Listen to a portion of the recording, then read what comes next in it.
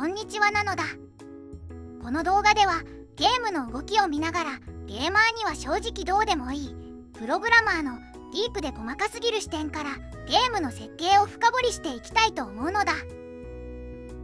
今回はファミコンのファイナルファンタジーを見ていく。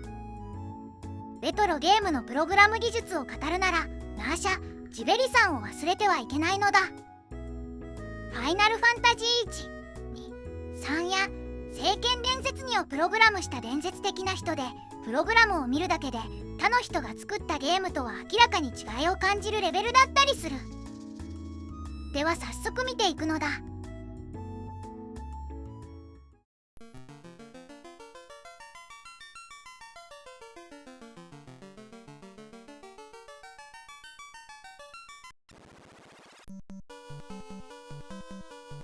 現在の超綺麗なファイナルファンタジーしか知らない人には別物に見えると思うのだ。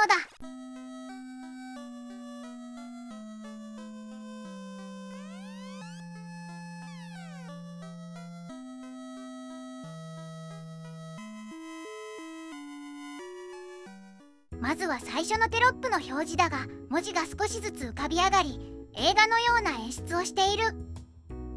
しかしファミコンには文字を浮かび上がらせる機能はないため、プログラムで細かに色を変えて浮かび上がるよう強引に見せているのだ。左側がゲーム画面で、ファミコンのメモリ上ではこれを2画面分持っており、その一部をテレビに表示している。そして右側の上が背景用のパレット、下がスプライト用のパレットである。この数字は画面に並べて表示する 8×8 ドットの絵の番号であり、パターンと呼ぶ。文字の後ろの配色はそのパターンに使うパレットに対応するのだ。オープニングの文字はパレットを使った表現になっている。すでに表示されている文章と表示されつつある途中の文章で異なるパレットを使い分けることで、文字が画面から浮き上がってくるように見せていく。このように簡単に見える表現もプログラマは結構頑張らなければならないのだ。細かな話なのだが、濁点のある文字は上下にパターンで構成されており、全ての濁点が C0 で共通となるデザインにするほど当時のカートリッジの容量は小さかったのだ。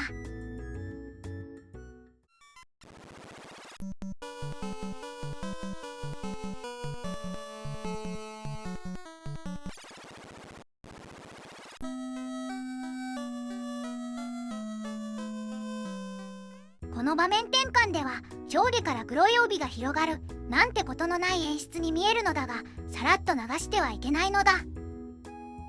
大したことない映像に見えても、当時のプログラマには面倒だと逆ギレされるレベルのすごいテクニックである。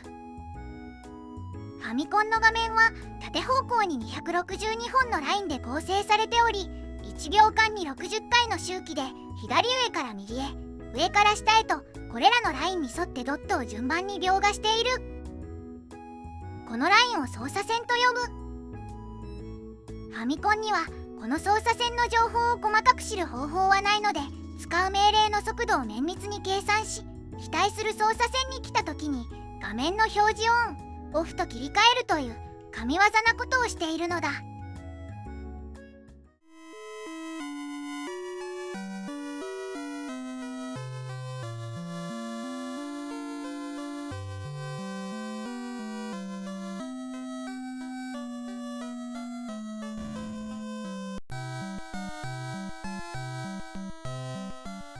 お店に入るとマップ表示ではなく単純な1万円に切り替わるが、これはゲーム開始時の名前を付ける画面や戦闘シーンと同じ画面表示の処理を使い回している。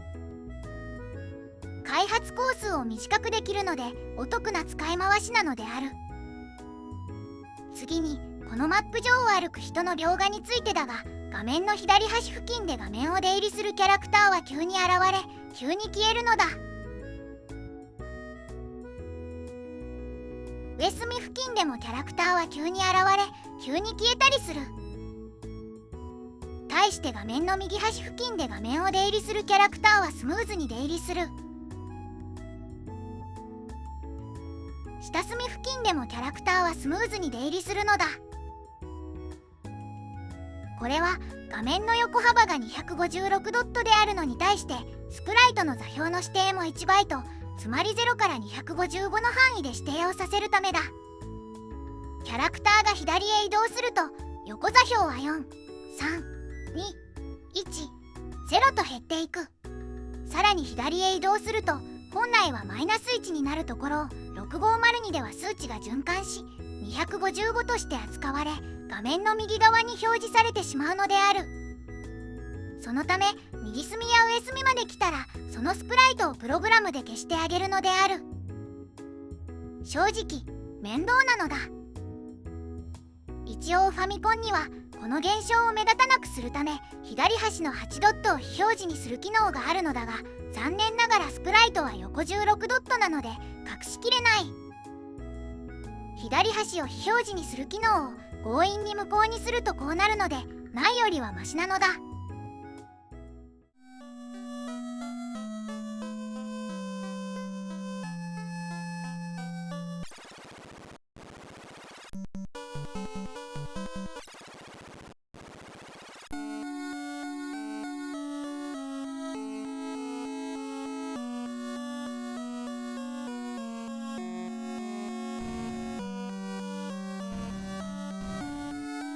城の中に入ると部屋の天井が白く表示され、最初は部屋の中が見えないが入ると見えるようになる。ここも大したことがないように見えて、実は斜め右の指向で作られているのである。実は部屋の中自体はすでに描画されており、部屋の中央のパレットを白くして見えなくしているのである。この方法ならば部屋の出入りのたびに部屋の中のパターンを書き換える処理が不要になるからかなと想像する。天才の思考ってどうなっているのだろう。ただし全ての部屋が同じパレットを使っているため、特定の部屋だけを個別に表示することはできず、切り替えると全ての部屋が見える状態になる。そのためか隣の部屋の中が見えてしまわないように、部屋同士は少し離して配置されているのだろう。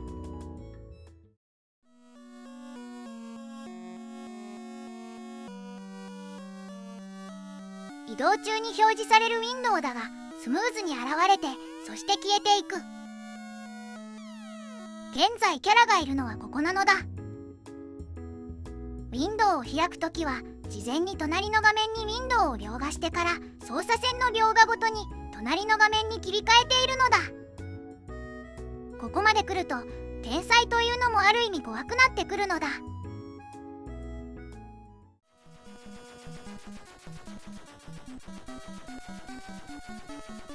次に飛行艇の高速スクロールについて説明する。ファイナルファンタジー3の飛行艇のスクロール速度は異常で、高速処理を実現するためにファミコンの CPU のバグを利用したという噂が出るほどだったのだ。でもそれは誤りなのだ。正確にはファミコンや6502の仕様を完全に理解し、処理が遅くなるプログラムを徹底的に削ったというのが正解である。今回のファイナルファンタジー1も十分に高速でその片鱗を見せている。まず飛行艇のマップには壁がなく、自由に移動ができ、敵とのエンカウントもない。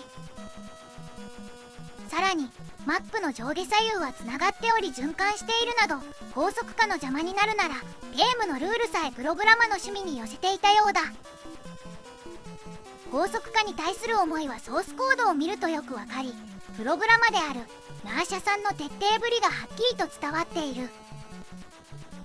またプログラムを知らない人が見ても、他のゲームのソースコードと比べるとファイナルファンタジーのとても綺麗で全体的にすっきりとした構成に気がつくと思う。例えばアドレッシングモードなどシンプルで高速な命令を選んで使っていたり、条件分岐が少ないことがすぐにわかるのだ。また条件分岐を使う場合も判定で分岐する場合は少し遅くなるので、なるべく分岐しないコースを選んでプログラムしていたりする。さらに余分なクロックが発生するページまたぎが発生しないよう、テーブルは x00 から配置し、インデックスが255を超えないように設定されているように見える。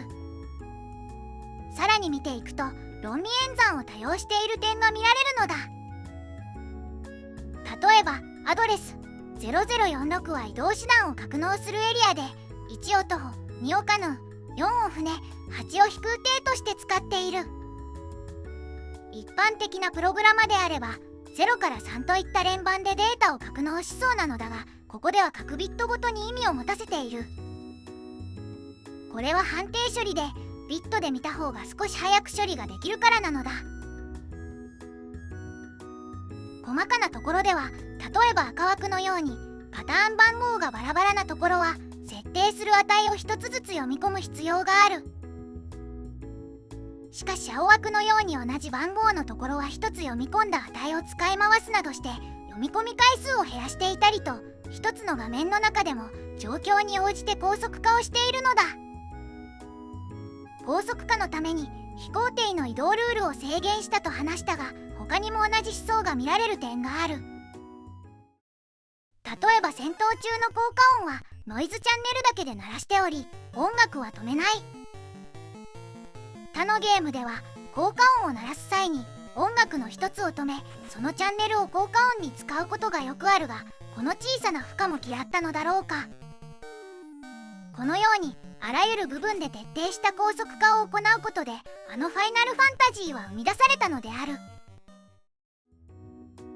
ファイナルファンタジーのナーシャ・ジベリさんだけでなく、多くの天才と呼ばれた開発者が切磋琢磨することでゲーム技術は進化していったのだ。今回はこれで終わりなのだ。次回はまた別のゲームを見ていきたいと思う。